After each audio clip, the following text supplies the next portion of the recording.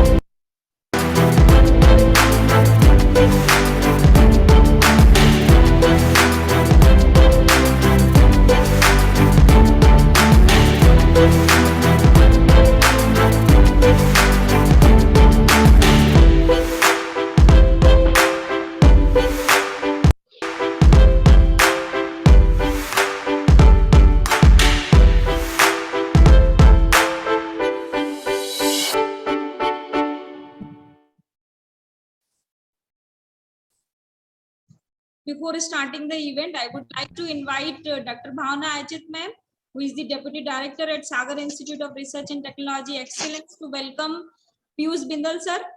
Bhavna ma'am.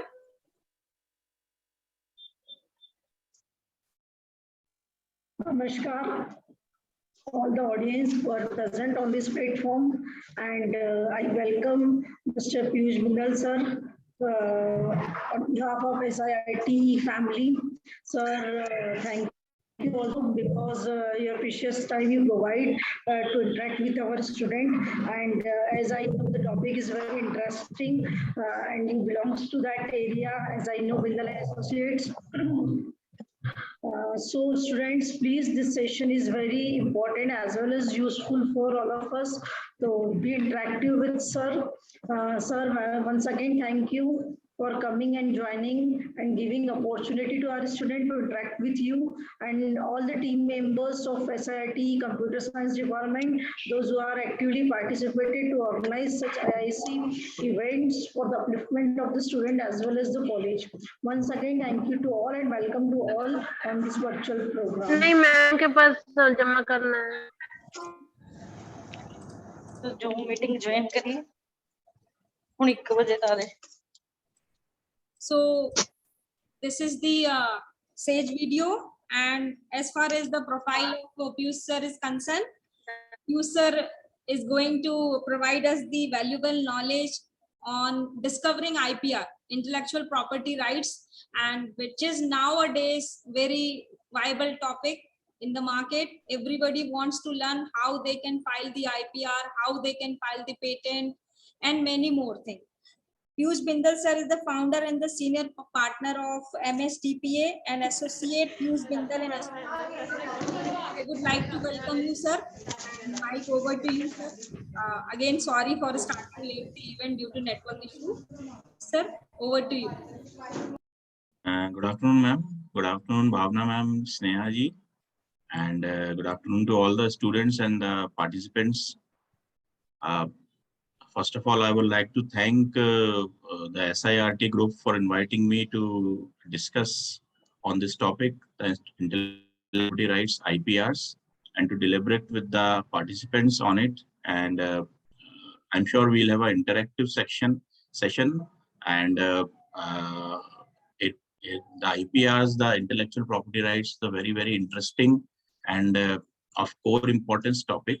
So I request everybody to be actively participate in the session and keep it interactive. So whenever someone is having any query or any doubt, they can raise your hand or post it on a chat box. We'll later on discuss on the issues and the questions regarding it.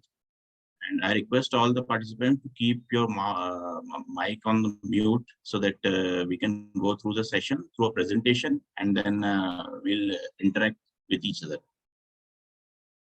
So I'm sharing the screen with you regarding the presentation.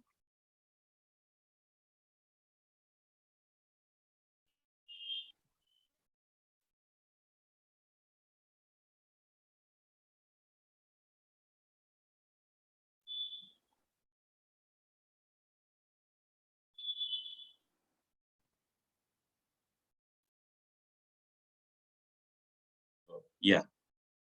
The topic of the session is discovering intellectual property rights, IPRs. Sir, PPT is little bit, I think, not visible. Your screen is visible. Presentation IPR. Again, share.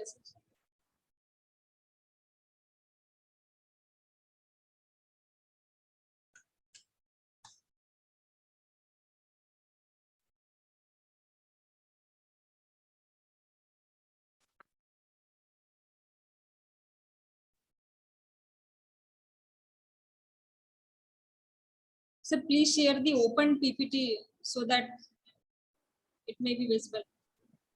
Is it visible now? No, sir, screen is not visible. Especially your presentation is not visible. Folder is also visible. Yes. Please share the screen where presentation is open, sir.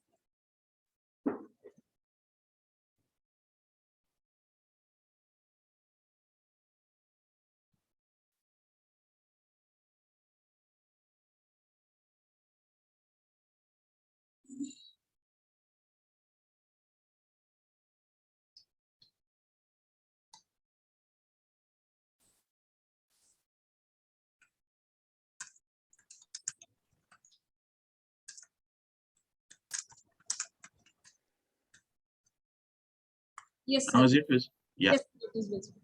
Okay. Thank you.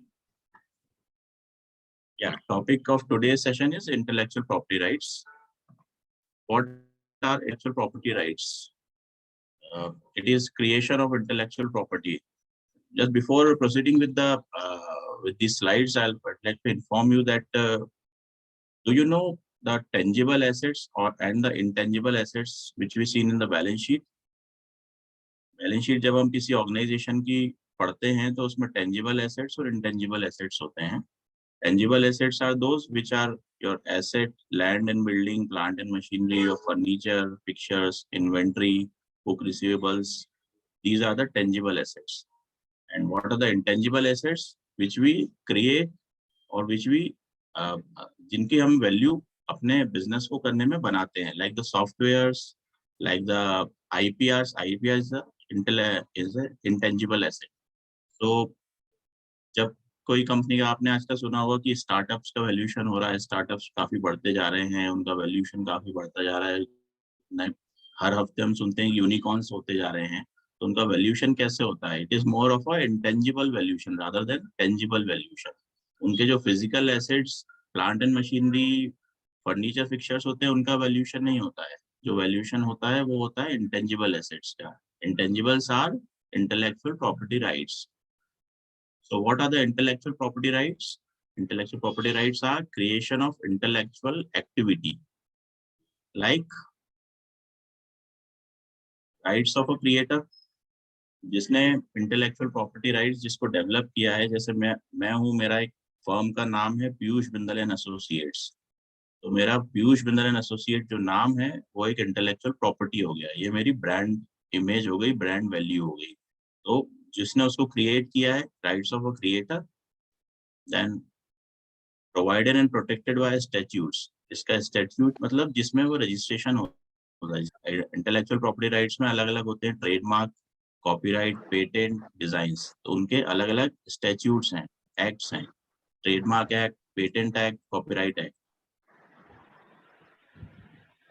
To defend the creation from unauthorised use, Piyush Bindal and associate जो मैंने एक brand create किया है, अब मैं चाहता हूं कि वो मैं डिफेंड करूं दूसरे किसी से जो इसको कॉपी कर सकते हो। तो इसकी एक intellectual property rights are to defend the creation from unauthorised use, and it is for the limited period of time, like the copyright, like the trademark is for 10 years only, copyright that we'll discuss in the coming slides. Intellectual property rights क्या होते हैं? Nature of intellectual property rights: intangible, like what we have discussed. It promotes creativity, encourages fair trading, develop the scientific knowledge.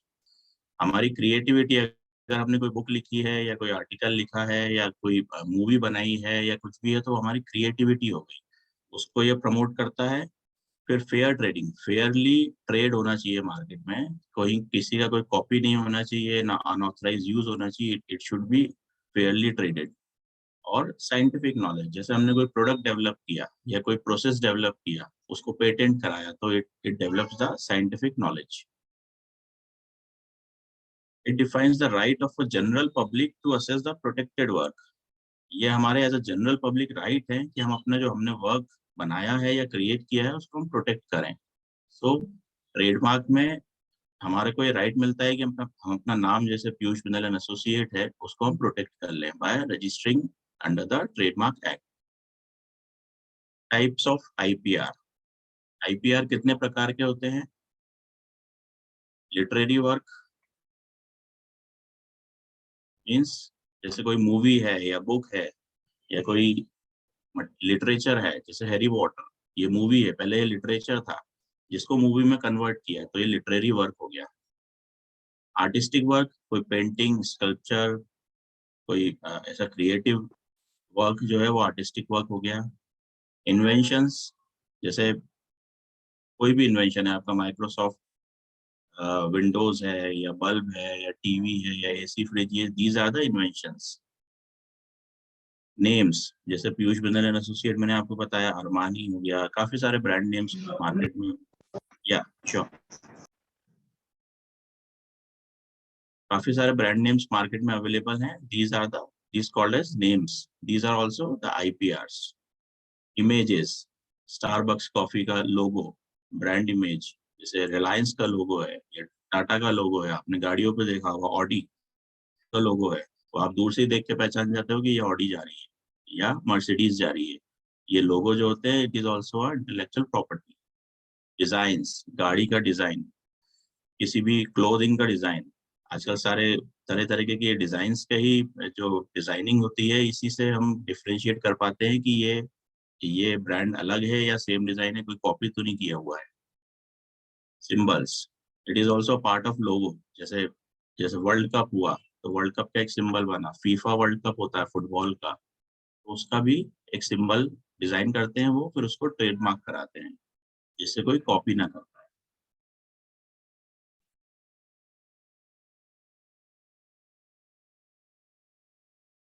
These are patents, trademark हमने देखा। ये literary work, artistic work, inventions जो होते हैं वो पेटेंट होते हैं। लोगो और सिंबल्स होते हैं वो ट्रेडमार्क होते हैं। लिटरेरी वर्क, आर्टिस्टिक वर्क है वो कॉपीराइट होते हैं। नेम्स और जो डिजाइन्स हैं वो डिजाइन्स होती हैं। फिर ज्योग्राफिकल इंडिकेशन एक नया ये होता है, जैसे कोल्हापुरी चप्पल, कोल्हापुर की जो फेमस चप्पल है उसको कोल्हापुरी चप्पल बोलते हैं, तो वो क्या हो गया, geographical indications. Like the Darjeeling T, जो चाय दार्जिलिंग से आती है उसको दार्जिलिंग टी बोलते हैं, वो हो गया geographical indications. Semiconductor design layout, like which we use in the cars or machineries or anything. मेरे ख्याल से मार्केट से खत्म हो गई जुआ देखने को नहीं मिलती है। We are surrounded by IPs, intellectual property rights. In our daily use, since we wake up in the morning till we go on to sleep at night, हम पूरे टाइम IP से घिरे हुए हैं, इंटेलेक्चुअल प्रॉपर्टी से घिरे हुए हैं। क्या हो सकते हैं? जब हम सुबह उठते हैं, we wake up on a sleep well mattress. तो sleep well क्या हो गया? ब्रांड हो गया, वो भी एक इंटेलेक्चुअल प्रॉपर्टी है, ट्रेडमार्क और design. We brush teeth with Colgate. Colgate brand है, toothpaste. But put on a Havells geyser for hot water. Geyser पानी गर्म करने के लिए गीजर आया, हमने पानी गर्म किया तो कौन सी कंपनी का है? Havells. फिर हमने चाय पी, टाटा टी, और a coffee, Nescafe. Nescafe is a brand name.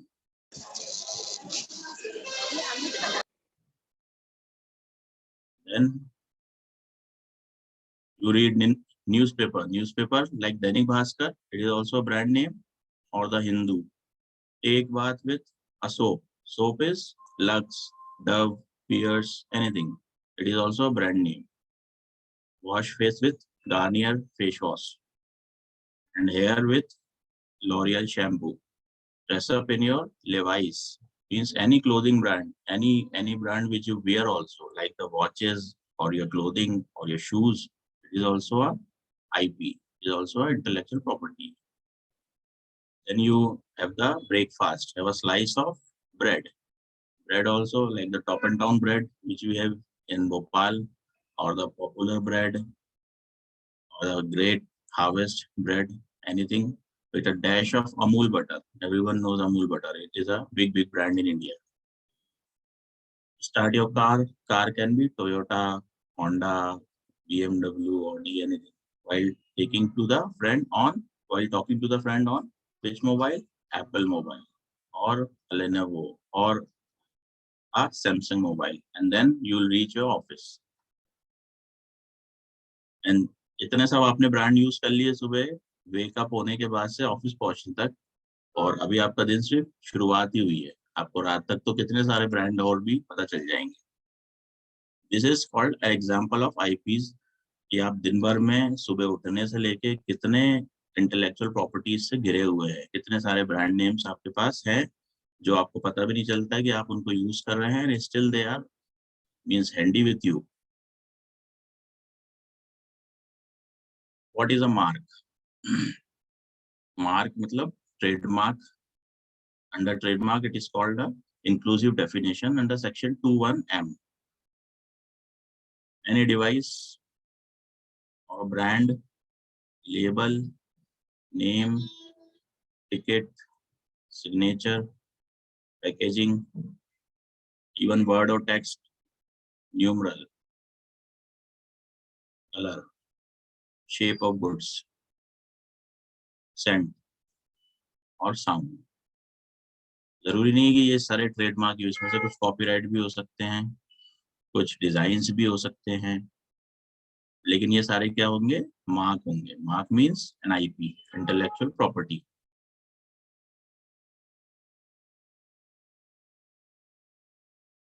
Shall we proceed? Yes, sir. What is a trademark? तो अभी तक हमने देखा कि what is intellectual property, what are the forms of intellectual property, what are the kinds of intellectual property. उसमें एक trademark है। अब हम देखेंगे कि ट्रेडमार्क क्या होता है। It is defined under section 2ZB of the Trademark Act, capable of being represented graphically. मतलब किसी लोगो या डिजाइन या किसी रिप्रेजेंटेशन से वो होना चाहिए, उसको डिफाइन होना चाहिए। Capable of distinguishing a good or services of one person from those to others. जैसे मेरे पास किसी कंपनी का ब्रांड नेम है, जैसे टॉप एंड टाउन है ब्रांड नेम। मैं आइसक्रीम भी सर्व करता हूँ, मैं बेकरी भी करता हूँ, मैं दूसरे ग्रोसरीज भी करता हूँ, सब करता हूँ। तो वो डिस्टिंग्विश होना चाहिए किसी और यूजर से। जैसे मेरे पास मेरा एक प्रोडक्ट ओन्ड है, वो डिस्टिंग्विश होना चाहिए। It should be proposed to be used और is already used in commerce. Already या तो मेरा उसका टॉप एंड टाउन का मार्केट एस्टेब्लिश्ड है या फिर मैं इसको आगे मार्केट बनाना चाहता हूँ। जैसे मैं एक स्टार्टअप हूँ और अपना एक प्रोडक्ट बनाना चाहता हूँ। लेट्स से मेरी एक कंपनी है अमेरिटस कॉर्पोरेट सर्विसेज, तो अमेरिटस नाम से मैं एक अपना स्टार्टअप बनाना चाहता हूँ और जो मैं प्रोडक्ट बनाऊंगा उसका नाम भी अमेरिटस ही रखूंगा। तो वो it is propose to be use, I am not using it right now but it is propose to be used. या तो मैं यूज करता आ रहा हूँ काफी समय से, उसको भी मैं रजिस्टर करा सकता हूँ ट्रेडमार्क में, या फिर अगर मैं उसको यूज करने वाला हूँ फ्यूचर में तो भी रजिस्टर करा सकता हूँ। What are the advantages of registration? A proposed to be used trademark can also be registered. Registrations provide an additional method of providing trademark rights. अगर मैंने कोई ब्रांड नेम डेवलप किया है, उसको मैं अगर यूज करने वाला हूँ फ्यूचर में, तो मैं अभी से उसका ट्रेडमार्क ले सकता हूँ। उसमें मुझे कुछ उसके एडिशनल इंफॉर्मेशन देनी होगी कि मैं किस तरीके से उसको यूज करूंगा और उसको क्या मेरा प्रोडक्ट रहेगा, कौन से सेक्टर में यूज करूंगा। अगर मैं उसकी दवाइयां बनाऊंगा तो फार्मा में हो जाएगा, केमिकल बनाऊंगा तो केमिकल में हो जाएगा, क्लोथिंग बनाऊंगा तो क्लोथिंग में हो जाएगा। The proprietor of a registered trademark has an exclusive right to use the trademark in relation to the goods services covered under the registration. जो भी उस ट्रेडमार्क का प्रोपराइटर है, मींस ओनर है, उसके पास ही उस मार्क को यूज करने का एक्सक्लूसिव राइट है, पब्लिक के पास नहीं है। हम इसीलिए ट्रेडमार्क को रजिस्टर कराते हैं जिससे वो एक्सक्लूसिव राइट सिर्फ हमारे पास ही रहे, कोई और उसको कॉपी ना कर पाए या यूज ना कर पाए। In relation to the goods oblique services, goods oblique services both are defined. या तो मैं किसी प्रोडक्ट को भी ट्रेडमार्क करा सकता हूँ या अपनी सर्विसेज को भी करा सकता हूँ। जैसे मैं पीयूष मिनल एसोसिएट में काफी सर्विसेज देता हूँ, तो मैं उस सर्विस को भी ट्रेडमार्क करा सकता हूँ under that particular class. Registered proprietor is entitled to bring an action for infringement. अगर मेरा ट्रेडमार्क कोई और कॉपी करता है विदाउट माय नॉलेज, या अगर वो फाइनली सिमिलर भी है, अगर उसने मेरे नाम पीयूष की नाम की स्पेलिंग चेंज कर दी, लेकिन पीयूष सुनने में और अगर फोनेटिकली वर्बली सुनने में एक समान है, तो भी मेरा राइट है कि मैं उसके ऊपर उसके अगेंस्ट में लीगल एक्शन ले सकता हूँ। It should not also be phonetically similar.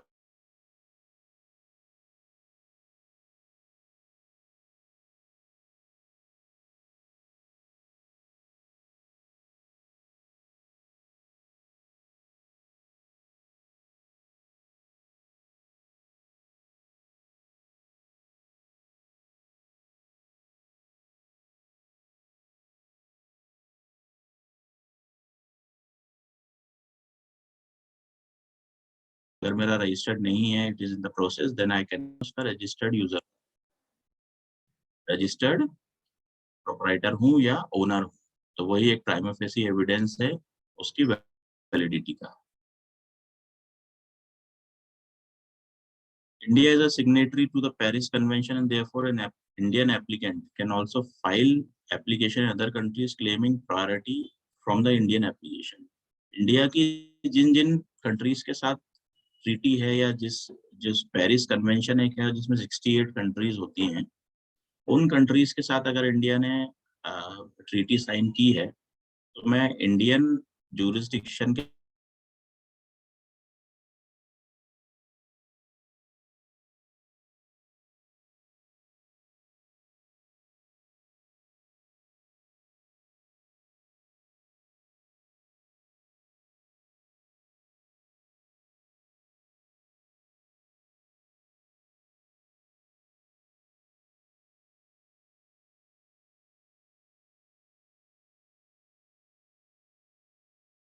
Indian application, जैसे पेरिस कन्वेंशन है वैसे एक मैड्रिड प्रोटोकॉल भी है जिसमें भी कुछ कंट्रीज मेंबर्स हैं। अगर आप वहां जाके बिजनेस स्टार्ट करना चाहते हैं, वहां पे अगर आप कोई फैक्ट्री लगाएंगे, कोई प्रोडक्ट डिजाइन करेंगे, कुछ भी करेंगे, तो अगर ट्रेडमार्क आपको उस कंट्री में कराना है तो आप करा सकते हैं। और जब आप वहां के ट्रेडमार्क करा लेंगे तो उस कंट्री के लॉज जो है वो प्रिवेल कर जाएंगे ओवर इंडियन लॉज, मतलब वहां पे आपको वेटेज मिलेगा। Trademark versus its strength. Generic names, जैसे हम जेनरिक नेम्स समझते हैं, जैसे mango for mango jam, it is not entitled to be protected. Generic names को आप ट्रेडमार्क नहीं करा सकते. Descriptive trademarks, these trademarks directly identify or describe some aspect, characteristic or quality of the product, service to which they are affixed. Like mango for mango jam is not is a generic name, but अगर आप उसमें खट्टा आम, जैसे मान लीजिए raw mango pulp करके जो आता है मार्केट में, एक प्रोडक्ट आता है, एक चॉकलेट आती है खट्टा आम, अगर वो आप चाहते हैं तो it is a descriptive trademark.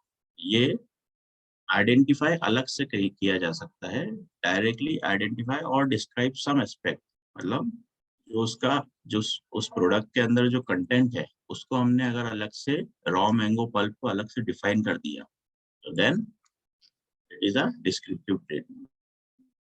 Suggestive trademark, trademarks too are inherently distinctive but are considered weaker than arbitrary trademarks. Like cycles है, साइकिल्स अगर किसी मार्केट में आपको साइकिल दिख रही है तो वो किसकी है? A1 साइकिल, तो ये सजेस्टिव ट्रेडमार्क है. जो मोनोपोलिस्टिक बिजनेस होते हैं जिसमें आप उस प्रोडक्ट को उस कंपनी के नाम से ही जानते हो तो वो सजेस्टिव ट्रेडमार्क होंगे. Arbitrary trademarks, they are considered strong marks and are clearly protectable. They involve the arbitrary principle or fictitious use of a word to designate the source of a product or service. Like in case of cameras, Kodak. हम जब भी camera open करते थे, पहले जब camera, अभी तो mobiles में सारे कैमरे हैं, लेकिन पहले जब कैमरेज अलग से हम मार्केट में लेने आते थे तो हम ये नहीं बोलते थे, हम बोलते थे कोडक दे दो, कोडक दिखा दो. So it is an arbitrary trademark.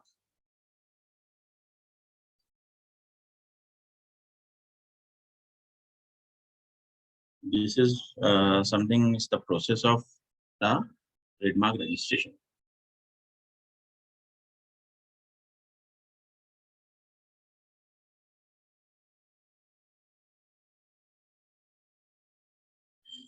It comes under the Ministry of Commerce and Industry, Government of India.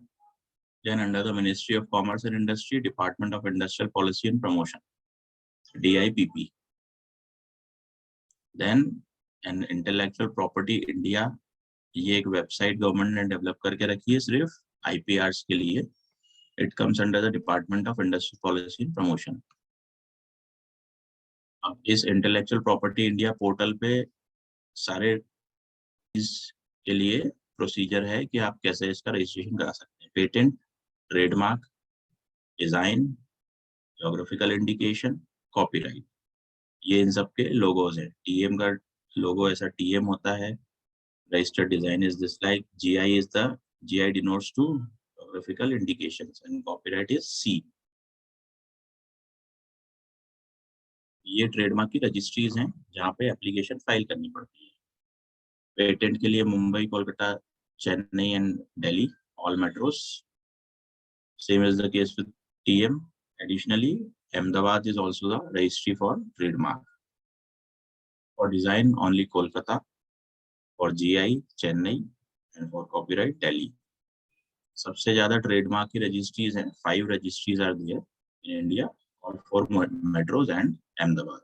Bhopal in Madhya Pradesh comes under Mumbai registry.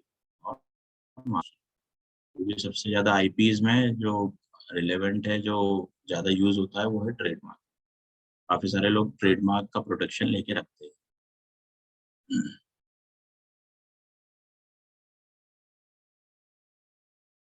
TM filing through registration. This is a registration process. TM में total 45 class है trademark में, जो sector wise है. In case of manufacturing और different types of product like pharmaceutical, chemical, like industrial products, engineering products or defense products or anything. तो इन सब की अलग अलग क्लासेस डिफाइंड है. जो भी बिजनेस आपका है या जो आपका मार्क है, जो आपका ब्रांड नेम है, वो किस सेक्टर में आप काम करते हैं. जैसे SIRT है तो it is basically in the education sector. तो उस एजुकेशन की क्लास में आपको ट्रेडमार्क के लिए अप्लाई करना पड़ेगा। और SIRT एजुकेशन में भी है, हेल्थ में भी है, और भी अदर क्लासेस में है, तो it can be in the multi class application also. एक से ज्यादा क्लासेस में अगर आप फॉल कर रहे हैं तो it can be multi class also. You file the application, सबसे पहले फॉर्मेलिटी चेक होता है, अगर वो पास हो जाता है तो एग्जामिनेशन स्टेज। ये थोड़ा सा टेक्निकल है क्योंकि ये ट्रेडमार्क रजिस्ट्रेशन का प्रोसेस है, तो will go through it faster. अगर यहाँ पे फॉर्मेलिटी चेक पे पास हो जाता है तो फिर कंप्लाइंस, पास नहीं होता है तो कंप्लाइंस करना पड़ता है, फेल हो जाता है तो फिर कंप्लाइंस करने के बाद फिर आप एग्जामिनेशन में जा सकते हैं। एग्जामिनेशन स्टेज पे रजिस्ट्री इस मार्क की सर्च कराती है, जो सिमिलर ट्रेडमार्क्स हैं उनको चेक किया जाता है, और अगर कोई सिमिलर ट्रेडमार्क मिल जाता है या कोई ऑलरेडी इन यूज है तो रजिस्ट्री उस पर ऑब्जेक्शन ले लेती है। अगर इस मार्क नहीं है, पूरा यूनिक मार्क है आपका, तो फिर उस पर ऑब्जेक्शन नहीं आता, then it goes into the publication. अगर ऑब्जेक्शन आता है तो एग्जामिनेशन रिपोर्ट रजिस्ट्री इशू करती है, and you have to reply to that examination report within 1 month from the date of examination report. जब आप रिप्लाई सबमिट कर देते हैं रजिस्ट्री के पास, then it's again goes into the examination, और अगर ऑब्जेक्शन क्लेरिफाई हो जाता है, क्लियर हो जाता है तो फिर पब्लिक, और अगर फिर फर्दर ऑब्जेक्शन लगता है तो फिर हियरिंग होती है। हियरिंग में फिर फर्दर हियरिंग या रिजेक्शन और रिव्यू पिटीशन। फिर ऑब्जेक्शन क्लियर हो जाता है, then publication. This is the total process of trademark registration. Minimum 10 to 12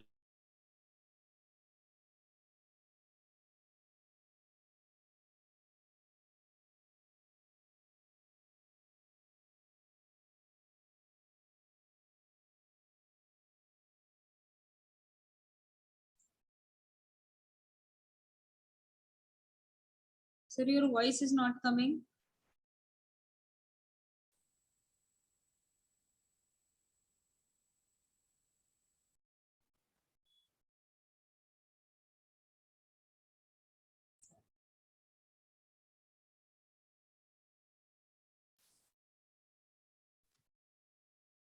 Yeah, I think connection was interrupted. So Please share screen again.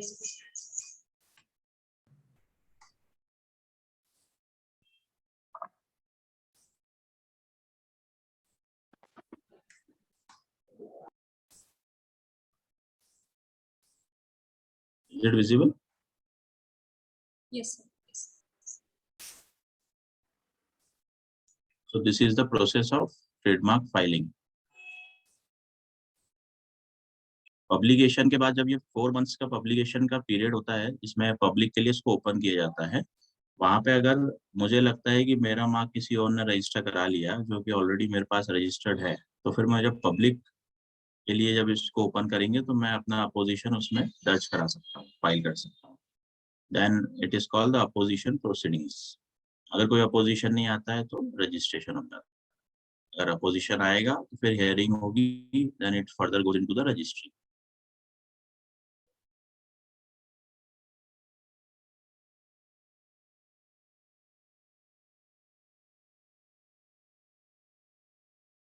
And the application filings. What are the things to remember? It is advisable to conduct a trademark search before filing the application. कोई trademark की application file करना चाहते हैं तो पहले ये सुनिश्चित कर लें कि उसकी सर्च हम पहले कर लें, जिससे कि कोई अगर सिमिलर ट्रेडमार्क ऑलरेडी मार्केट में एग्जिस्ट कर रहे हैं तो वो हमें पता चल जाए कि ये ऑलरेडी रजिस्टर्ड है।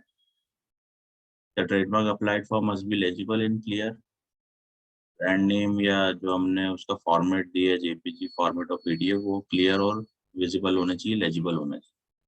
Please claim specific colour in case applicant wants to claim colour. अगर हमारा मार्क कलर्ड उसमें है, उसमें 3-4 कलर मिक्स हैं, तो फिर उसके कलर्स को स्पेसिफिक रखना जरूरी होता है, हम फिर ब्लैक एंड व्हाइट मार्क को रजिस्टर नहीं करा सकते। ट्रेड डिस्क्रिप्शन जो कि क्लास होती है वो प्रॉपरली मेंशन होना चाहिए। अगर हम फर्म के नाम से, एलएलपी या कंपनी के नाम से लेना चाहते हैं उस ट्रेडमार्क को, उसका रजिस्ट्रेशन कराना चाहते हैं, तो सारे पार्टनर्स या डायरेक्टर्स का नाम हमें देना पड़ेगा। कोड्स ऑफ सर्विस स्पेसिफिक है, NIC कोड्स के हिसाब से होना चाहिए। Power of attorney to authorise the attorney for trademarks should be clearly mention, और उसको उसी टाइम पे फाइल करना चाहिए ट्रेडमार्क एप्लीकेशन के साथ। जुरिस्डिक्शन, अगर हम भोपाल में बैठ के कोई ट्रेडमार्क का रजिस्ट्रेशन करा रहे हैं तो जैसे मैंने पहले बताया था कि हमारी रजिस्ट्री जो होगी वो मुंबई रजिस्ट्री होगी, तो हम मुंबई में ही फाइल करें, ना कि दिल्ली, कोलकाता, चेन्नई, जिससे वो प्रॉपरली हमारी एप्लीकेशन प्रोसेस हो। These are the formats of application acknowledgement. Examination of trademark application. Grounds of refusal.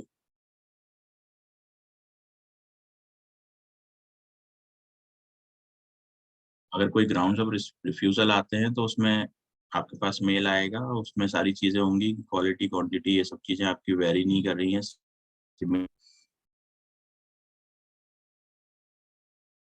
अगर फोनेटिकली सिमिलर है तो भी, फिर उसके ऑब्जेक्शंस को क्लियर करने के लिए these are the processes. Examination of trademark application, अगर कोई ऐसा मार्क है जो पब्लिक के दिमाग में कंफ्यूजन क्रिएट करता है तो फिर वो एग्जामिनेशन स्टेज पे ऑब्जेक्शन में चला जाता है। Mark hurting religious sentiments, mark contain scandalous of obscene matter, mark violates emblems. ये emblems and name prevention of improper use act 1950, ये इंडियन गवर्नमेंट का एक एक्ट है जिसमें कई नेम्स या एम्बलम्स हैं वो यूज नहीं कर सकते जनरल पब्लिक, उसमें सारे डिफाइन है। जैसे इंडिया वर्ड हो गया या किसी स्टेट का नाम या फिर हमारा जो फ्लैग है उसका, ये सारी चीजें आप यूज नहीं कर सकते। Mark is a shape of goods which results from the nature of goods. Shape of goods which is necessary to obtain a technical results. Substantial value to goods means ऐसा कुछ होना चाहिए जो उस मार्क को डिफाइन करे। उसका shape, जैसे मिनरल वाटर होता है, मिनरल वाटर की बॉटल होती है, तो वो शेप से आपको पता चल जाता है कि it is a bottle of water. Shape of goods which is necessary to obtain a technical result, which gives substantial value to goods. मतलब आपकी पैकेजिंग सॉर्ट ऑफ हो गया, जो आपका प्रोडक्ट है उसकी packaging. Examination of trademark application, relative grounds of refusal, identity with earlier trademark और similarity of goods of services covered by the trademark. अगर हम कोई पुराना ट्रेडमार्क हमारा रजिस्टर्ड है या किसी और का रजिस्टर्ड है, उसका सिमिलर गुड्स रजिस्टर कराते हैं तो उसके आइडेंटिटी के केस में ये ग्राउंड्स ऑफ रिफ्यूजल बन सकता है। Similarity with earlier trademark and the identity and similarity of goods or services covered by a trademark.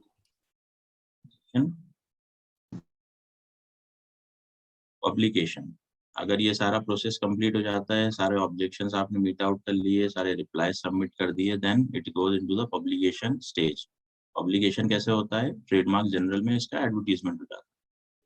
तो अगर मेरे नाम से मान लीजिए पीयूष बिंदल एसोसिएट का एक ट्रेडमार्क है, तो मेरे अटॉर्नी वहाँ पे ये ट्रेडमार्क जनरल रेगुलरली देखते रहते हैं। अगर कोई और trademark Piyush Bindal and associate के नाम से एडवर्टाइज होगा तो वो ट्रेडमार्क जनरल में उनको दिख जाएगा, फिर वो वहाँ से ऑब्जेक्शन रेज करेंगे। अगर कोई और ट्रेडमार्क नहीं हो रहा है, फर्स्ट टाइम मैंने रजिस्टर कराया तो ये एक्सेप्ट हो जाएगा और फिर एडवर्टाइज हो जाएगा, then I will get the registration certificate. Format of registration certificate सबसे इम्पोर्टेंट अब ये है, ट्रेडमार्क में हमें डिस्टिंक्टिवनेस कैसे एक्वायर करें, मतलब हमारा मार्क दूसरों से अलग कैसे है, बेहतर कैसे है, ये हमें डिफाइन करना पड़ता है और ये जस्टिफाई होना चाहिए। Overall assessment of the evidence that the mark has come to identity the product concerned as originating from the particular undertaking, thus differentiating such product from other goods.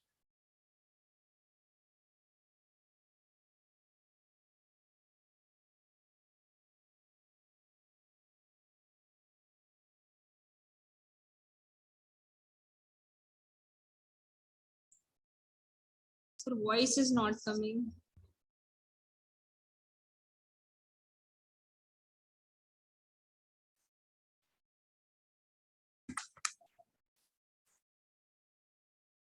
Sir voice नहीं आ रही है.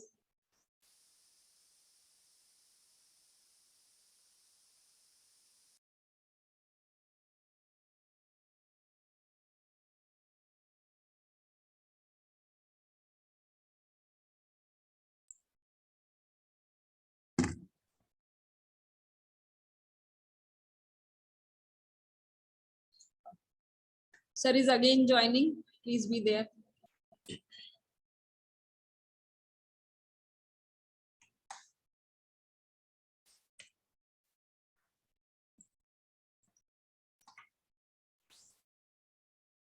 If anybody is having any doubt, please write on the chat box.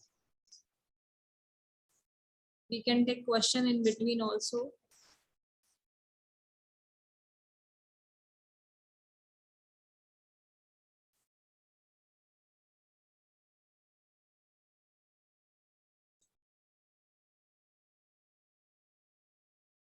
User, please join audio.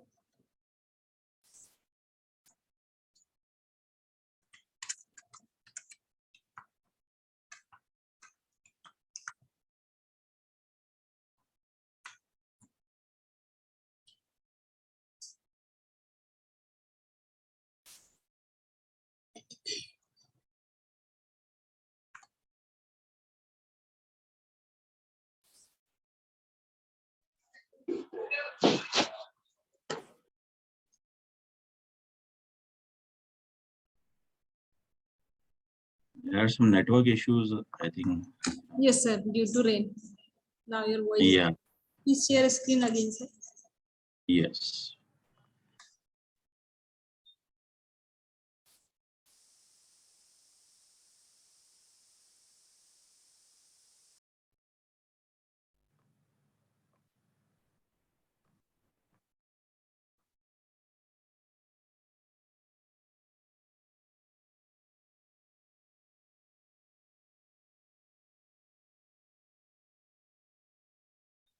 Is it visible?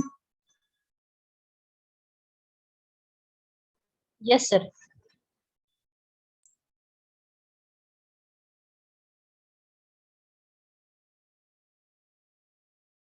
Please share presentation, sir.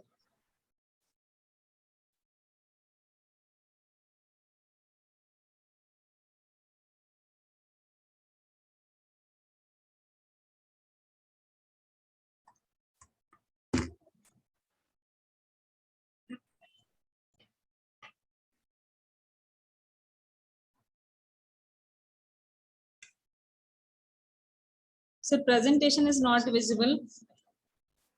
Is it now? Yes, sir. Yes, sir, it's visible.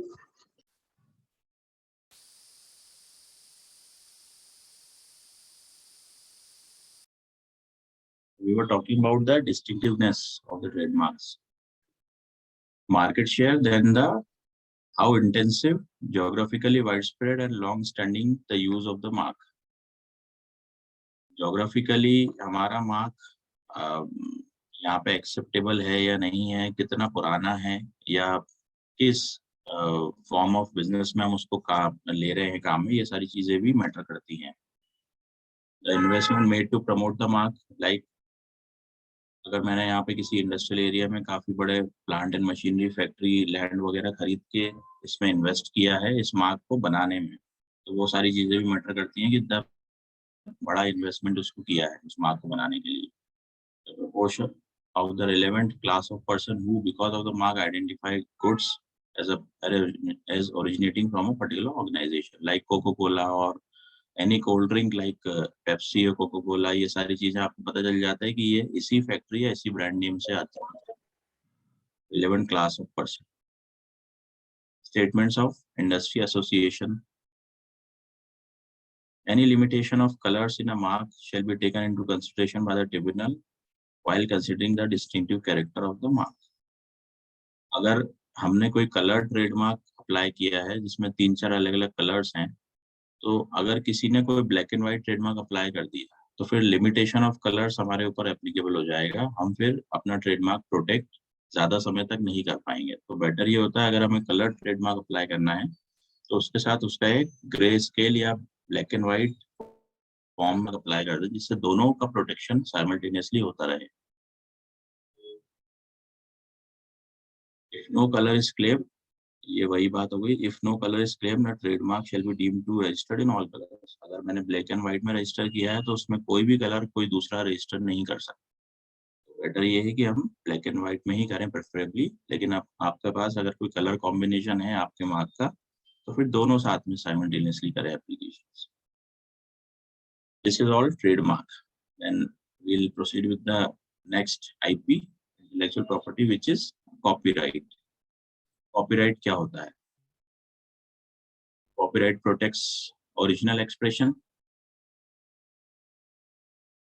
Original expression fixed in tangible medium. Copyright मतलब अगर मैंने कोई book लिखी है तो सिर्फ लिखने का मतलब ये नहीं है कि मैं उसको कॉपीराइट करा सकता हूँ, उसी बुक फॉर्म में या किसी मटेरियल फॉर्म में लिखा है, उसको प्रॉपरली मैंने प्रेजेंट किया है तो वो कॉपीराइट हो सकता है। Copyright does not protect facts और आइडियाज। मेरा अगर कोई आइडिया है कि मैं ये इस तरीके का मटेरियल लिखूंगा या लिख रहा हूँ, लेकिन मैंने उसको प्रॉपरली मेंशन नहीं किया या किसी बुक के फॉर्म में उसको लेके नहीं आया, तो फिर उसको कॉपीराइट नहीं किया जा सकता। Any form of dance or act or any book or any movie, any picture, any representation can be made to copyright. ये हो गया लिटरेरी वर्क आपका। अगर आपने कोई पोयम लिखी है, कोई मटेरियल लिखा है, कोई कोट्स लिखे हैं। देन आर्टिस्टिक वर्क, अगर आपने कोई स्कल्पचर बनाया है, कोई पेंटिंग बनाई है, कोई भी यूनिक आपने कुछ ऐसा डिजाइन, तो वो हो गया आर्टिस्टिक वर्क। ड्रामेटिक वर्क, आपने कोई फॉर्म ऑफ डांस या एक्ट ऐसा कुछ डिजाइन किया है तो वो ड्रामेटिक वर्क हो गया।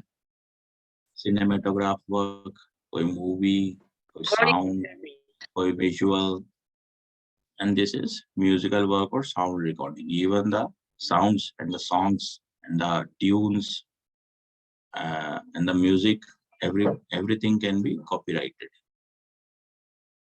ओरिजिनल होना चाहिए, बस कॉपी नहीं होना चाहिए। बेसिक उसका यही है कि ओरिजिनल कंटेंट होना चाहिए। Protection is for the expression not the physical object. Physical object के अंदर जो हमारा एक्सप्रेशन है, जैसे कोई भी साउंड रिकॉर्डिंग है, उसके अंदर जो रिकॉर्डिंग है वो ट्रेडमार्क होता है, ना कि वो सीडी ट्रेडमार्क नहीं होगी। उसके अंदर जो मटेरियल है, जो मूवी है या साउंड रिकॉर्डिंग है, वो ट्रेडमार्क होगा। और कॉपीराइट नहीं होगा, उसके अंदर का मटेरियल कॉपीराइट होगा। Copyright owner gets control over. Copyright is a bundle of rights. Reproduction of the work. अगर हमने कोई बुक लिखी थी पुरानी, फिर उसका reproduction same author same owner अगर करता है तो वो भी कॉपीराइट हो सकता है। Distribution of the work, public performance और communication to the public of the work. हमने कोई स्टेज परफॉर्मेंस किया है, कुछ भी किया है, कोई लाइव परफॉर्मेंस भी है, जैसे कि म्यूजिक शोज होते हैं, लाइव शोज होते हैं, इनका भी कॉपीराइट हो सकता है। ट्रांसलेशन ऑफ द वर्क, अगर हमने कोई पुरानी पोयम किसी की ली और उसको ट्रांसलेट कर दिया in other form of literature, तो वो भी कॉपीराइट किया जा सकता है। अडेप्टेशन ऑफ द वर्क, हमने कोई पुराना मटेरियल लिया, उसको नए तरीके से अडॉप्ट कर लिया और रिप्रेजेंट किया, कॉपीराइट हो सकता है। This is a famous case, Rogers versus Coons. इसमें दो पिक्चर्स हैं, एक ब्लैक एंड व्हाइट है, एक कलर्ड है। ब्लैक एंड व्हाइट पिक्चर जो है ये ओरिजिनल फोटोग्राफ है जो रोजर्स करके एक फोटोग्राफर थे, उन्होंने ली थी, जिसमें कि ये एक लेडी है और एक जेंटलमैन है, ये पपीज को पकड़े हुए हैं। ये ओरिजिनल फोटोग्राफ। उसके बाद कून्स करके एक स्कल्पचरिस्ट थे जो कि स्कल्पचर्स बनाते थे मड के, सैंड के, ये सब जो बनते हैं।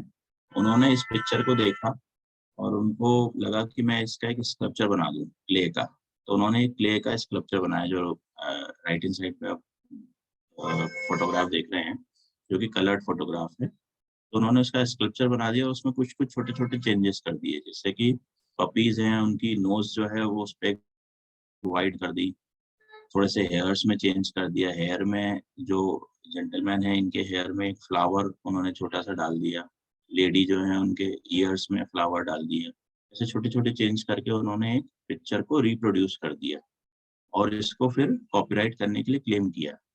जैसे ये रोजर्स को पता चला कि ये तो मेरी ओरिजिनल फोटोग्राफ है, पिक्चर है, तो उन्होंने इस पे क्लेम कर दिया कून्स के स्कल्पचर पे।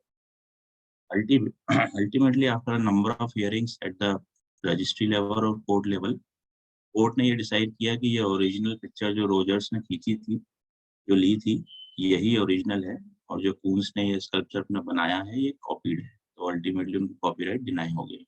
It is a very very famous case in case of copyrights. When does copyright subsist in a work? As soon as the work is completed, it comes into existence, the copyright subsists in the work. ये आपको first वाला लग रहा होगा कि complete है, ये incomplete है, और सेकंड वाला इनकम्प्लीट लग रहा होगा पर ये कंप्लीट है। जैसे ही वो कंप्लीट हो गया वर्क तो कॉपीराइट सबसिस्ट हो गया। Terms of copyright: literary, dramatic, musical और आर्टिस्टिक वर्क, कितने साल के लिए कॉपीराइट हमें मिलता है? Lifetime plus 60 years. Lifetime of the publisher or the creator of that copyright plus 60 years. Cinematograph film, 60 years from the beginning of calendar year next following the year in which the film is published. मतलब अगर film अभी बन रही है, आज से बनना चालू हुई है और 1 साल बाद बन के तैयार होगी, तो जब तक वो फिल्म पब्लिश ना हो जाए, जब तक कॉपीराइट नहीं मिलता है, और मिलने के 60 साल बाद तक आपकी ओनरशिप रहती है उसकी। Similar is the case with sound recording. 60 years from the beginning of calendar year next year in which the sound recording is published. Copyright में कौन-कौन से वर्क प्रोटेक्ट नहीं किए जा सकते? Works that have not been fixed in a tangible form of expression. अगर मैंने कोई साउंड रिकॉर्डिंग करी लेकिन ऐसे ही व्हाट्सएप पे डाल दिया तो मैं उसको कॉपीराइट नहीं करा सकता। या कोई वीडियो बनाया व्हाट्सएप पे डाल दिया, जैसे कि आपने देखे होंगे टिकटॉक पे इतने सारे वीडियोस आते हैं या रील्स में होते हैं, इन सबको कॉपीराइट नहीं किया जा सकता जब तक मैं उसको किसी form of tangible form of expression में ना लाऊं। Titles, names, familiar symbols or designs, mere variation of lettering, mere listings of ingredients or contents. मतलब वही कि लेटर में आपने चेंज कर दी, पीयूष की स्पेलिंग PIYUSH की है कि PEEYUSH कर दी, तो उससे मतलब नहीं है, वो आपको नहीं मिलेगी। आइडियाज, प्रोसीजर्स, कंसेप्ट, प्रिंसिपल्स, ये आइडियाज, अगर ब्रेन में कोई आइडिया है, कोई प्रोसेस आपने ऐसे ही लिख के डिफाइन कर दिया, कोई कंसेप्ट है, तो उसको कॉपीराइट नहीं किया जा सकता जब तक आप किसी उसको टेंजिबल फॉर्म में कन्वर्ट ना कर दें। Works consisting entirely of common property containing no original authorship, अगर कोई कॉमन प्रॉपर्टी का के वर्क्स को आपने एक अलग उस पर कर दिया तो उसकी ओरिजिनल ऑथरशिप नहीं है, तो वो भी कॉपीराइट नहीं हो सकता। अब ये फेयर यूज यहाँ पे आ गया जो अपन स्टार्टिंग में पढ़ा था। Fair use means an exceptions to using a copyrighted work without the permission of the author. Author की परमिशन के बिना मैंने फेयर यूज कर लिया। अगर मैंने किसी जैसे मान लीजिए कि अभी कोविड के टाइम पे जो इनका ऐप बना था एक, वो कॉपीराइट ऐप था जिसमें आप डेली कोविड केसेस की अपडेशंस और सारा कुछ लिस्ट देख सकते थे। वहाँ अगर आपने कोई लिस्ट कहीं और डाल दी तो वो फेयर यूज माना नहीं जाएगा क्योंकि वो ऑथर के परमिशन के बिना हुआ। लाइक द क्रिटिसिज्म और कमेंट्स, न्यूज रिपोर्टिंग, टीचिंग, इन सब के माध्यम से अगर क्रिटिसिज्म भी करने के लिए आपने फेयर यूज के ये एक्सेप्शंस हैं, अगर आप ये सब चीजें करते हैं तो लेजिबल माना जाता है, नहीं तो फिर वो इलीगल माना जाता है। क्रिटिसिज्म और comments, you can comment on anything, आप किसी भी चीज पे कमेंट कर सकते हैं। News reporting is always an exception. Teaching और रिसर्च, अगर आप उसी चीज को कोई किसी का लिटरेचर है, मटेरियल है, उसको रिसर्च में यूज कर रहे हैं तो then it is not an infringement of fair use. It is defined in section 52 of copyright act. What is digital media? It also covers under the copyright. Digital media refers to audio, video, and photo content that is being encoded, digitally compressed. Encoding matlab encoding content involve converting audio and video input into a digital media file such as video file. After digital media is encoded, it can be easily manipulated, distributed, or played or rendered like this. ये एक video है.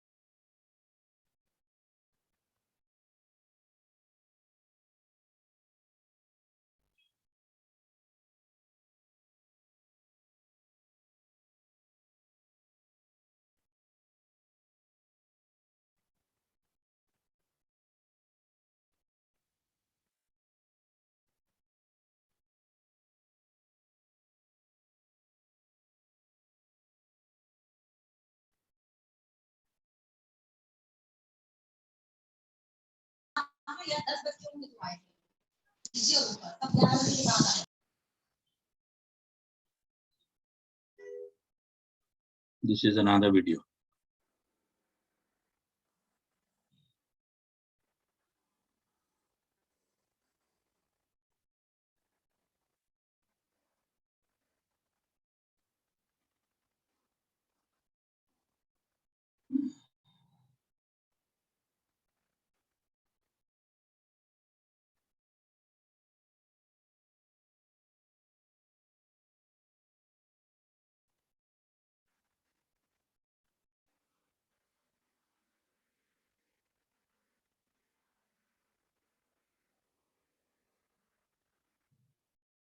This. ये जो pirated movies videos in सब का है, इसमें ये दिखाया हुआ है. फर्स्ट वीडियो में ऐसा है, उन्होंने एक पिक्चर देखी, एक प्रेजेंटेशन देखा, उसके बेसिस पे उन्होंने खुद का अपना थिएटर ही स्टार्ट कर दिया with some different idea, digital media. The purpose of showing these videos. Digital age challenges. These are the challenges.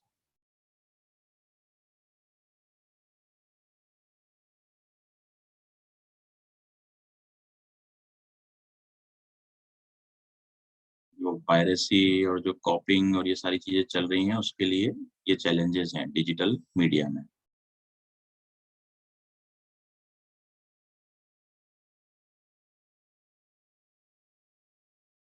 Globally उसके लिए कैसे किया जा रहा है, टेक्नोलॉजिकल प्रोटेक्शन मेजर्स हैं जो कि कई कंट्रीज ले चुके हैं.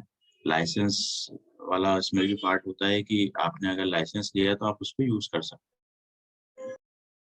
डिजिटल राइट्स मैनेजमेंट सिस्टम्स अब कई कंट्रीज बना रहे हैं, जिससे वाटर मार्किंग होता है, एनक्रिप्शन, फिंगरप्रिंटिंग, रजिस्ट्रेशन की अब सारी चीज़ों में हमने ऑनलाइन डिजिटल मीडिया और उसमें देखा होगा कि फिंगरप्रिंटिंग स्टार्ट हो गया है या एनक्रिप्शन हो गया है कि जब तक हम उसको ऑथराइज ना हो देखने के लिए हम उसको देख नहीं सकते। These are some of the measures for protecting against this copying or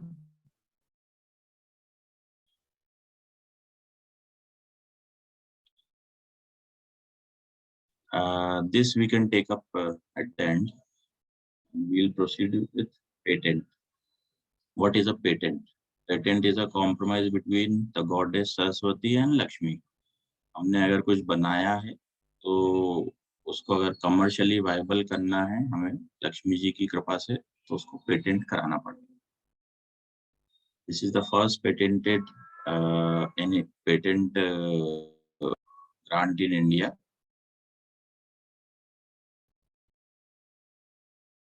It is called an efficient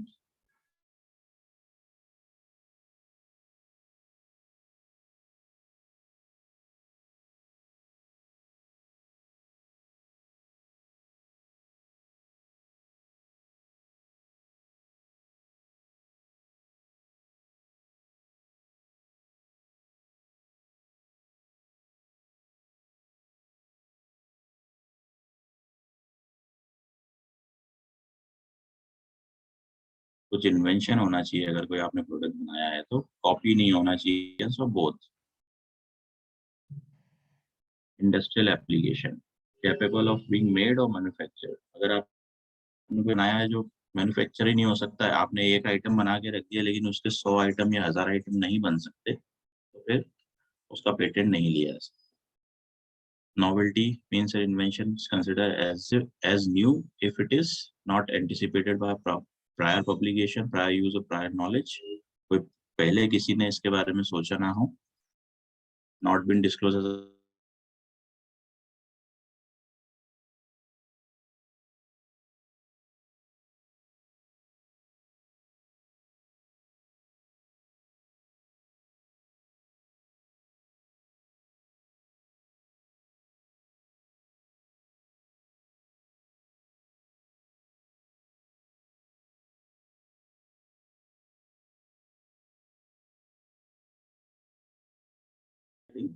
for patent grant.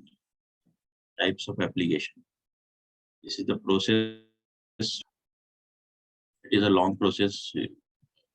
Patent अगर आपको पूरा लेना है, पूरा कंप्लीट है, तो it takes around 48 months time to get the patent registration. 4 साल का समय लग जाता है पेटेंट लेने में, और उसमें भी अगर कोई ऑब्जेक्शन ना हो, आपके पास प्रॉपर डॉक्यूमेंट्स हो, जस्टिफिकेशन हो, प्रॉपर प्रोसेस हो, मैन्युफैक्चरिंग प्रोसेस या फिर ऑपरेटिंग प्रोसेस, तो भी मिल पाता है। This is the process.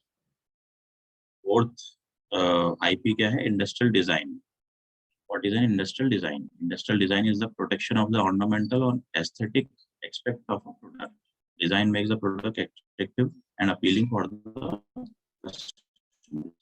देखिए, कार्स होती हैं, कार्स के अलग-अलग कार के अलग-अलग डिजाइन होते हैं, या ऑर्नामेंट्स हो गए, ज्वेलरी हो गई, या फिर क्लोथिंग हो गया, इनके डिजाइन होते हैं, तो ये अट्रैक्टिव लगती हैं और अपीलिंग लगती हैं कस्टमर्स को। These are the industrial designs. Can be registered as a design, the look of the product or part of the product, but not the function or idea. Idea और function कहीं पे भी register नहीं होते, copyright में भी नहीं होते, patent में भी नहीं होते, trademark में भी नहीं होते। Look of the product or its parts, like the jewelry, like the furniture, interiors, cars, clothing, or even the shoes, the watches, everything. What kind of product? All kinds of products.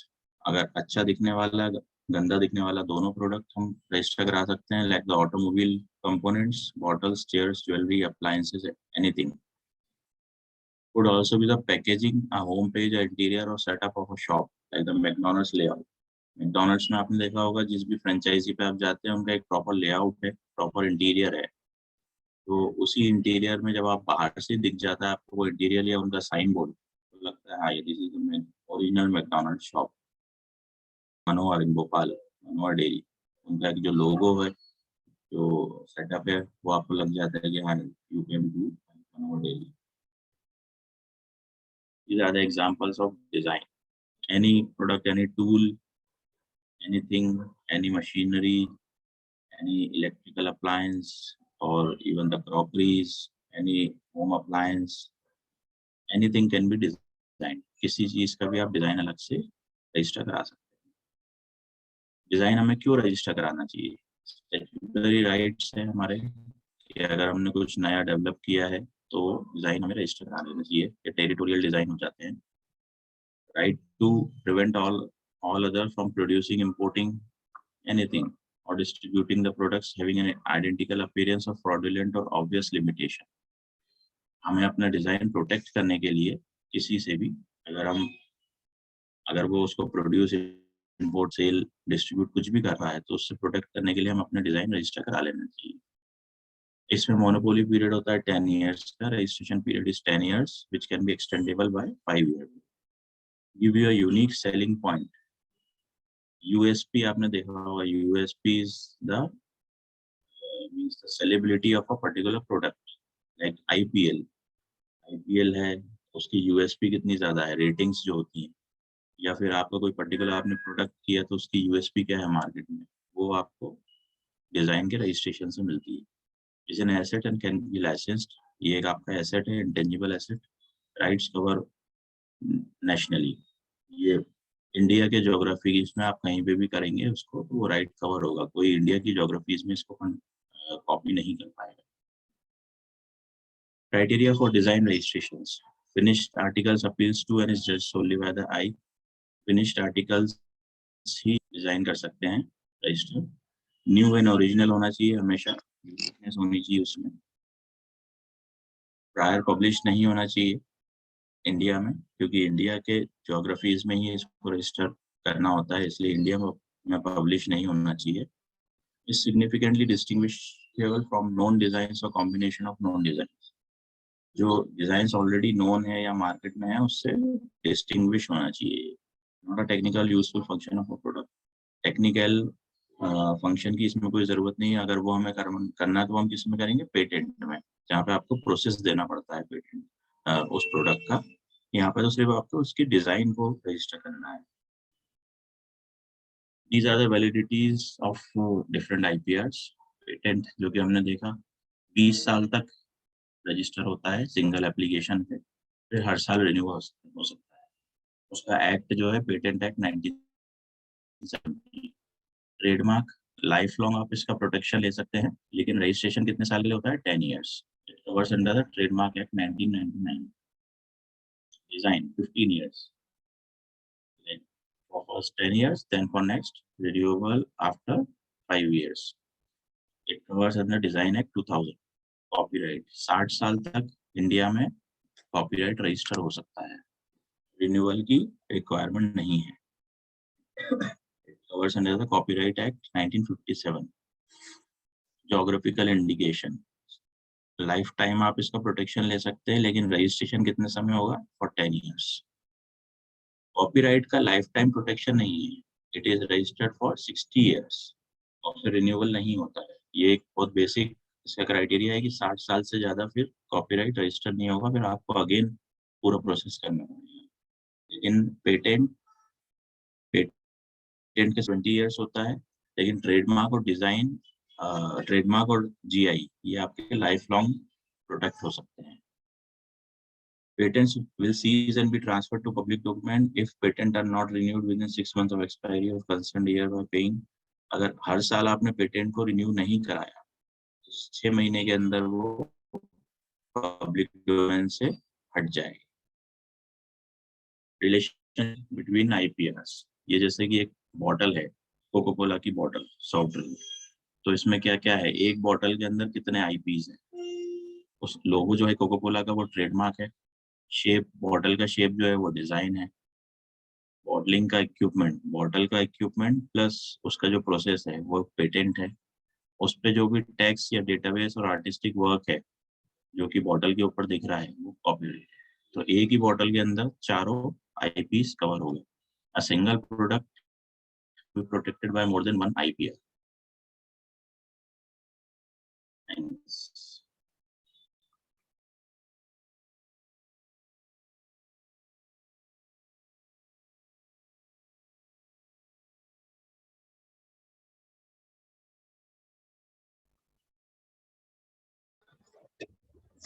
If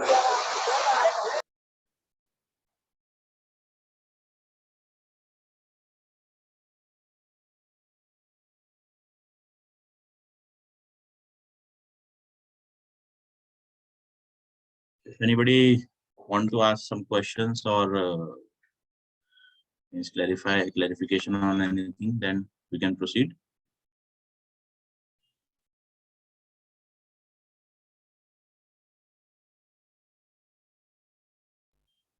If anybody want to ask any question, please unmute themselves.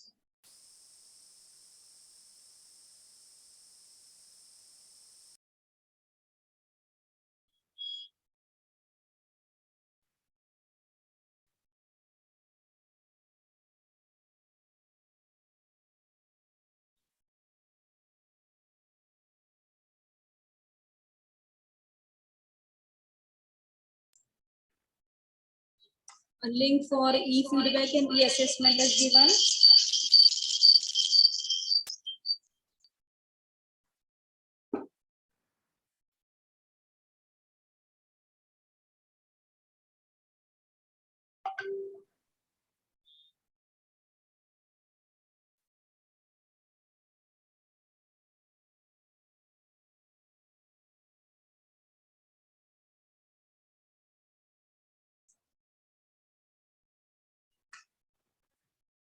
Anybody having any questions?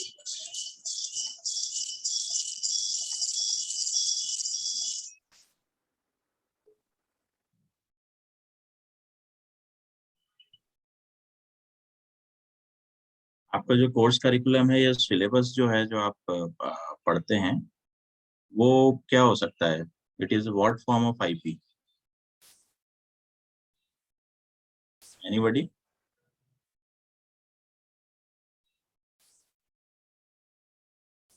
It is copyright, sir, I think. Yeah, copyright. Copyright belong to whom? To SIRT? No, I It's a- think it belongs to the university. University or the AICTE? Sir जैसे movies आती हैं उसमें ये लिखा होता है कि this movie is based on true story, और Yes. जरूरी थोड़ी कि किसी की रियल लाइफ किसी ने कॉपीराइट कराई हो, किसी के जी रियल लाइफ में कोई घटना हुई हाँ और हमने एक मूवी बना ली उस पर।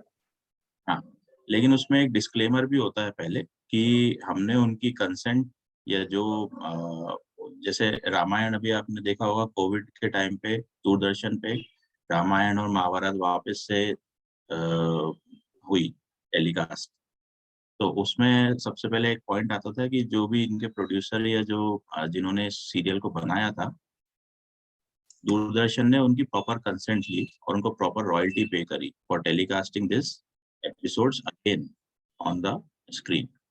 तो ऐसे ही है कि अगर हम किसी ट्रू स्टोरी पे या जैसे MS धोनी मूवी बनी, तो MS धोनी की जो भी बायोग्राफी बनी उसको पहले उनसे परमिशन ली गई, उनसे एक रिटर्न में कंसेंट ली गई, उसके बाद ही उस मूवी को पब्लिश किया गया या पिक्चराइज किया गया।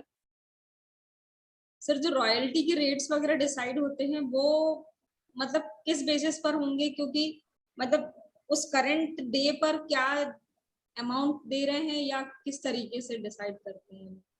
उसकी वो USP वाला जो एक पॉइंट था अपना कि मार्केट में एक्सेप्टेबिलिटी क्या है, क्रेडिबिलिटी क्या है। अगर लाइफ लॉन्ग मैंने उस प्रोडक्ट को यूज किया है, मार्केट में लोग उसको जानते हैं, तो उस तरीके से रॉयल्टी के रेट्स डिसाइड होते हैं। That is between the two party. जैसे मूवी बनी धोनी वाली, तो जी। क्या उसका कोई मार्केट सर्वे हुआ होगा पहले कि भाई इसकी रॉयल्टी अपन ये ले सकते हैं क्या? मतलब वो मूवी कितनी वायबल होगी मार्केट में, ये कैसे एनालिसिस हुआ होगा? वो एक्चुअली वो धोनी, MS धोनी जो है उनकी ब्रांड इमेज का वैल्यूएशन होता है कि उनकी वैल्यूएशन क्या है आज की डेट में, लोग कितने उनको एक्सेप्ट करते हैं और कितना फॉलो करते हैं। हाँ। तो उसके हिसाब से फिर उसकी वो निकाली जाती है, वैल्यूएशन निकाला जाता है कि नहीं, अगर हम इस कंसेप्ट को लेके आगे बढ़ेंगे तो देन इट इज अ 90% और 100% चांस ऑफ इट्स सक्सेस।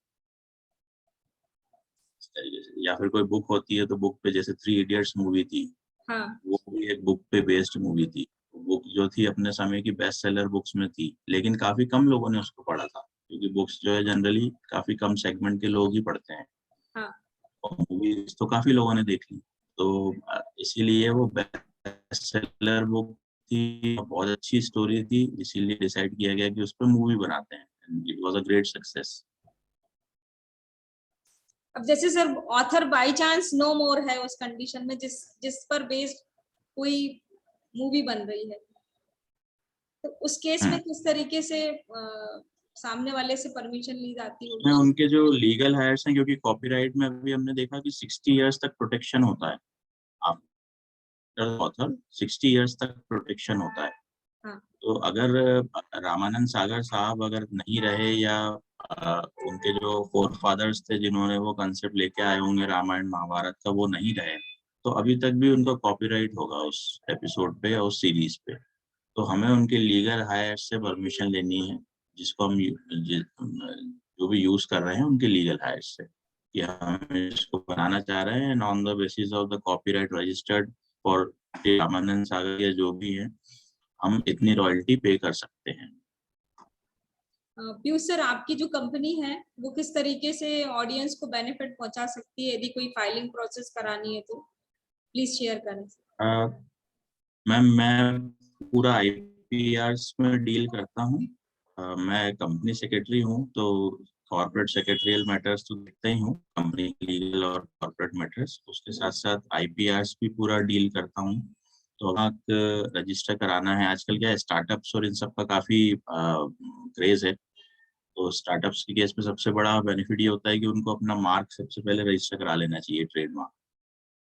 तो अगर किसी को ट्रेडमार्क में जाना है या कुछ करना है, तो then I can give the advice on that कि किस तरीके से हमें कैसे प्रोजेक्ट करना है, किस तरीके से उसको प्रोसेस करना है।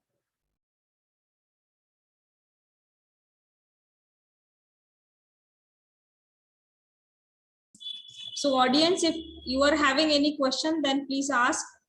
A very interesting session. Sir ने बहुत सिंपल लैंग्वेज में आईपीआर, पेटेंट, कॉपीराइट, ट्रेडमार्क्स के बारे में बताया। आप लोगों के मन में कोई शंका हो, कोई क्वेश्चन हो, तो student, faculty member, you can ask any question.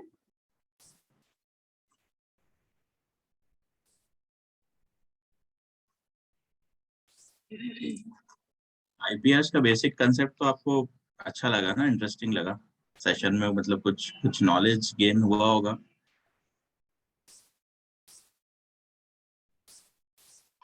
नहीं सर, सेशन बहुत वैल्यूबल है सर। ऑडियंस क्या है, थोड़ा नेटवर्क इशू है सर, आज बारिश के चलते सवेरे का I सेशन know, भी ऐसे I ही know, रहा। I know. Yeah. So we'll proceed with the assessment. I would like to share a token of appreciation by the Sage Group. This is the certificate, sir, given by the Sagar Institute of Research and Technology Excellence, which is NAAC accredited now. And we are very thankful to Piyush Pindal sir for giving us such a wonderful opportunity, so that our audience can understand what exactly the intellectual property rights. And links are also given for the e-assessment and e-feedback. E-assessment consists all the questions that are the topic that you have covered in this session. So my dear audience, kindly attempt the e-assessment and e-feedback. And you sir, thank you so much. Yeah, thank you, ma'am. Sharing such a wonderful thing. Yeah. And if anybody wants to connect with me on WhatsApp or anything regarding any query relating to the trademark copyright, sir, you may provide always your details on the chat so that anybody if want to. Yeah, sure.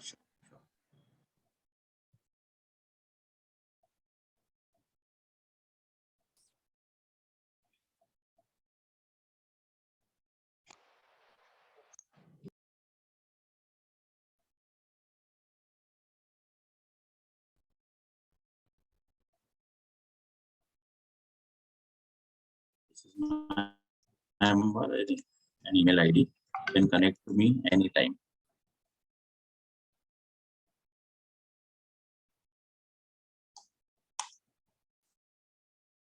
Thank you so much, sir.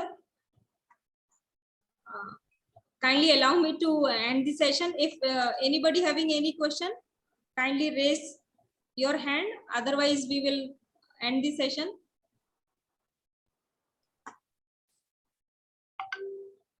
I think no question from the audience side, sir. Thank you so much, Piyush sir, Yeah. for giving this Okay. wonderful session. Thank you very much. Thank you so much. I am Thank you. ending this matter. Thank you so much. Yeah. Thank you.